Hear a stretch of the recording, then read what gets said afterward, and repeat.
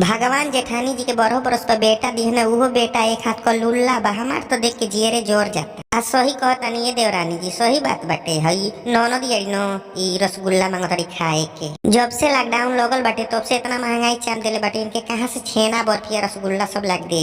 मांगेली मोरी ननदो खाए के रसगुल्ला, मांगेली मोरी ननदो खाए के रसगुल्ला, मांगेली मोरी ननदो। जेठानी जी के बेटा भइल हो भइल लुल्ला, जेठानी जी के बेटा भइल हो भइल लुल्ला, मांगेली मोरी ननदो खाए के रसगुल्ला, मांगेली मोरी ननदो।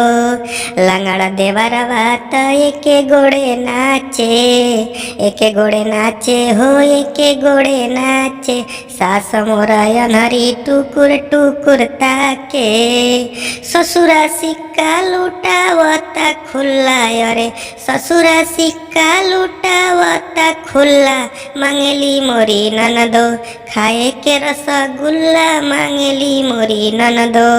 टूटही मड़ैया में सोहर गावाता, गाँव भर पूरा बतासा बटाता, दुआरा ही जड़ा नाचोता गड़ा दुल्ला, मांगेली मोरी ननदो खाए के रसगुल्ला, मांगेली मोरी ननदो खाए के रसगुल्ला, मांगेली मोरी ननदो।